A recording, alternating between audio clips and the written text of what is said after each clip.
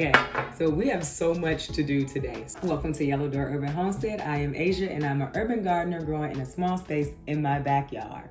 So we all know I have my planner, which I put everything in. You can have the planner is not going to make you do it though. So everything from this week that I was supposed to do, like starting the eggplant seeds, soaking the peas. I did get the peas soaked. You saw that at the beginning of the video. There are things that I need to do today, basically to catch me up from the week. And so that is what I'm going to do. Let's see. We need to soak the peas. We need to start the eggplants. I have decided I am not going to start my peppers this early. 12 weeks away from my last frost was January 12th, but I'm not going to do that. So I'm going to start eggplant today. The artichoke I did in the winter sowing method, and I've always had pretty good success with that, so I'm not going to start anymore. We need to go to the grocery store and get some ginger because it is time for me to plant ginger.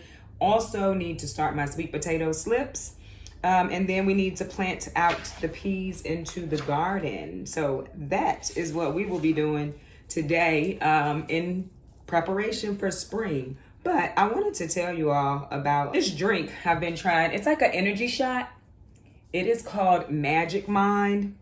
It has matcha in it, which gives you energy, adaptogens to help you relax, nootropics to keep you focused, and honey to make you happy. So I have been very open about the fact that I have a whole anxiety thing going on.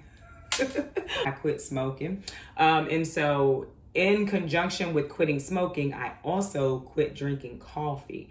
And so I have started using this and for the energy to manage stress. So I thought that this would be a great option. I've been using it for about 3 days. Once I finish eating breakfast each morning now, I take this. I read some of the things that's in it. Ashwagandha, there's L-theanine in it, lion's mane mushroom, 2 fluid ounces. It's a herbal supplement. I take it as a shot. They say you can put it in your coffee. They say you should take it in conjunction with your coffee. I will not say that it is like this super tasty drink because it is not, but it's not awful. It is a healthy drink, but it's not like you're drinking, you know, orange juice or apple juice in the morning. All right, let's drink it. Yeah, there's a bit of chalkiness. Like I said, it is earthy, but I do think it works. I did this last week when I had returned to work after vacation, having a lot of things on my plate. I feel like I was a little calmer than I would have been. And I do think it gave me energy because one day I took it and I was feeling really kind of groggy. And so I took it and a few hours later, it felt like I had my energy and I wasn't groggy anymore. So I'm gonna keep you posted. There is a link in the description below and there's a code for 20% off. It is something that I feel like is gonna be useful for me. I'm feeling very optimistic about it.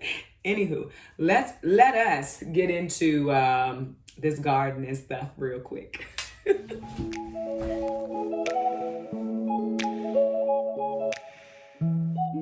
So like I said, we need to go to the grocery store to get ginger. And I thought the sweet potatoes that I had in the refrigerator were still good for sweet potato slips. I don't think they are. So we're also gonna get sweet potatoes. I buy my sweet potatoes, my ginger, my garlic. I buy that from the store. I've never done ginger, but I saw where people buy that from the store. My sweet potato slips were successful last year. I have never been successful with garlic, but not because like it wouldn't sprout. And that's where they tell you not to buy things from the store, or I've heard people say you should not because they're sprayed with this and they're sprayed with that. I have not found that to be the case. I also don't buy organic. I buy what they have in the store near me. So we about to go to the stove.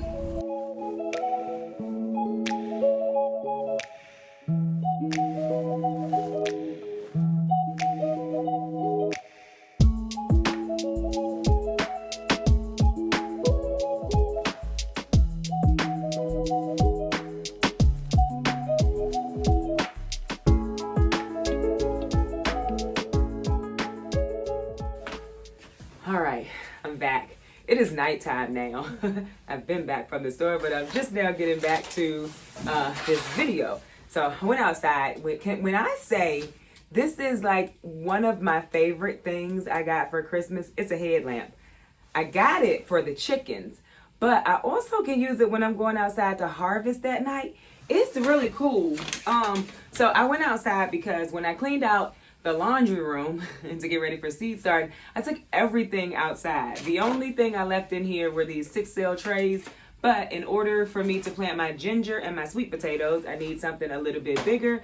And then my eggplant, I want to put them in the 4-cell trays because they are larger. And then we won't have to worry about potting them up so soon. So let me go get out of these clothes and I will be right back. Okay, so I'm back and I have everything that I believe that I need, including my planter. So I think the first thing that we are going to start with is planting out the eggplant seedlings and putting them over here in the grow station to grow. Not the eggplant seedlings, the eggplant seeds. Eggplant, they can take a while to grow. I do not need a lot of eggplant plants. Like I had 6 last year. I was only supposed to have 4. I'm gonna plant enough seeds for 8 plants. I only want 4 though. So if I'm lucky, I will get germination in each one of these holes. And if I get 2, I'll thin. If I get 1, then I have exactly what I need. This is just soil with water in it.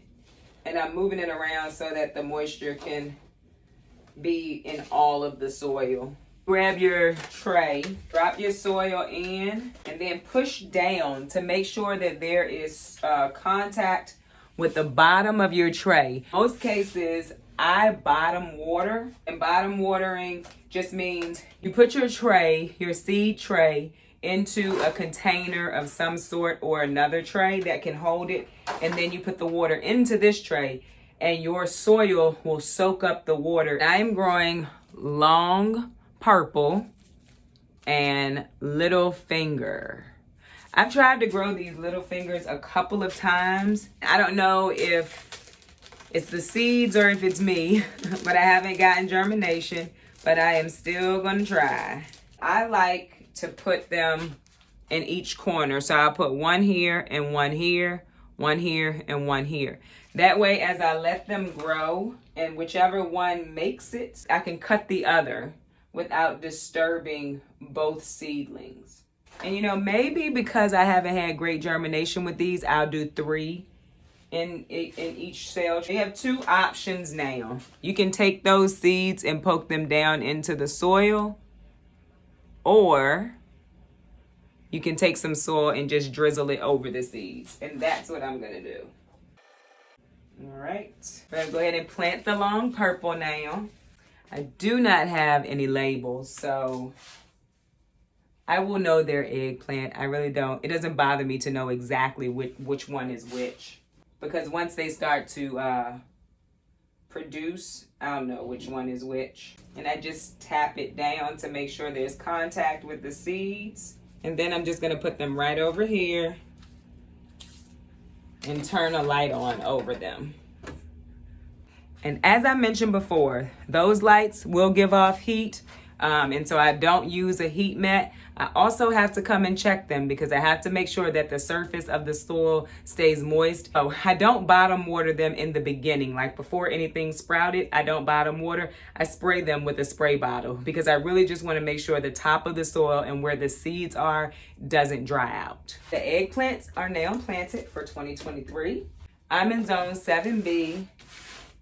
In Virginia, my 12 weeks before my last frost was the 12th of January, and that is why I am planting my eggplant. Last year, I planted my eggplant in like November or December, and I overwintered it. It worked absolutely beautifully. I just didn't do it this year. Okay, the next thing is I got some marshmallow seed. That is a herb that I really want to try. Good for the roots and the leaves, I found out recently. And so it needs a stratification period. So I'm gonna go ahead and put that in a winter sowing container. That's the marshmallow. Pretty flower. but they need cold stratifying right there. The packet will tell you. Hope you can see that. The next thing we need to do is the sweet potatoes and ginger. And so I was gonna show you, you can do the sweet potatoes either way. I've done it both ways, gotten sweet potato slips both ways. You could get a jar, some kind of jar, and normally they tell you to put toothpicks in it so that the potato doesn't fall down into the jar and it's just kind of suspended over the water. With this one, I could just sit it in this jar, just like that, with the bottom part in the water.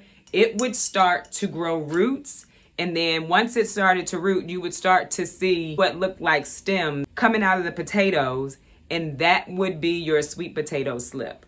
I'm gonna put mine in some soil in this container. It's just easier for me that way. I just more prefer it that way. It works either way though.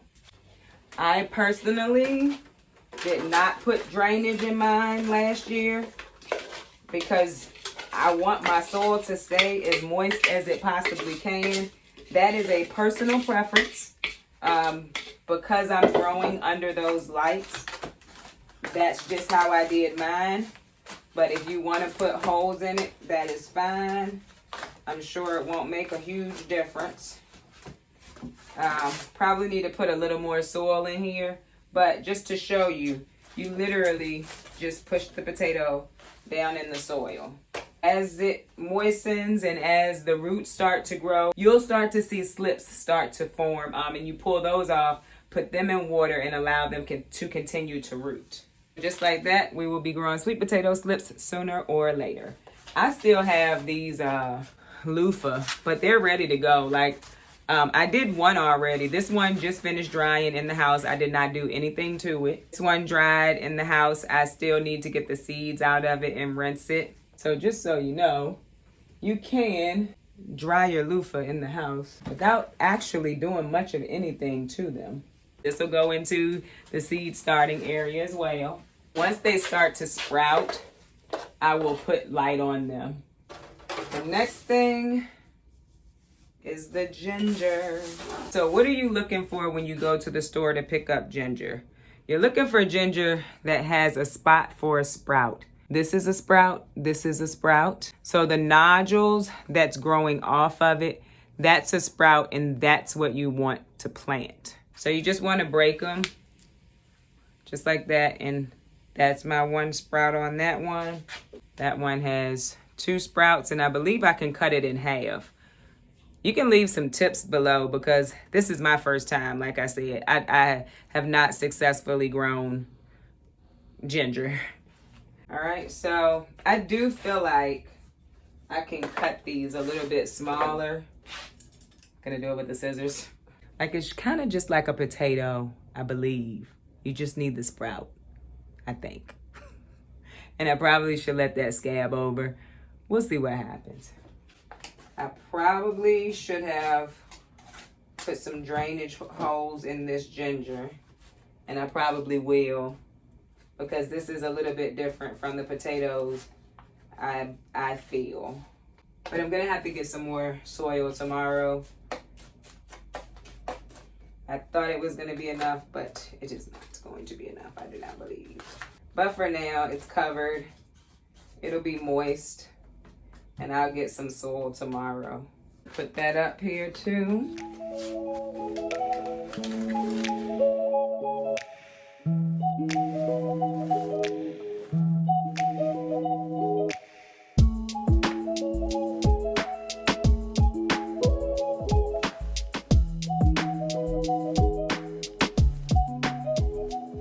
Out in the greenhouse, y'all, and we had a 30-mile-an-hour wind day, and the greenhouse is still standing. It did not fall, it did not blow away. I am so excited. I am still gonna look at other ways to add more reinforcement. I thank everyone who did leave comments on additional ways that I can reinforce, because I really do want to reinforce it as best I can because I really do want to have this for a while. I just had breakfast, and we are going to do the last thing that I had for the week, which is plant the peas out in the garden, and I'm going to mulch them really well with some leaves. But first, I'm going to have my Magic Mind shot for the day. Don't forget to check out the link in the description box below and use the discount code if you are interested. They do have a money back guarantee, so if you try this and you don't think that you like it, you're like, I don't like this, they have a money back guarantee. I think it's pretty awesome. I am so loving the fact that there is ashwagandha in this, which is good for controlling stress. So I'm gonna have my little shot.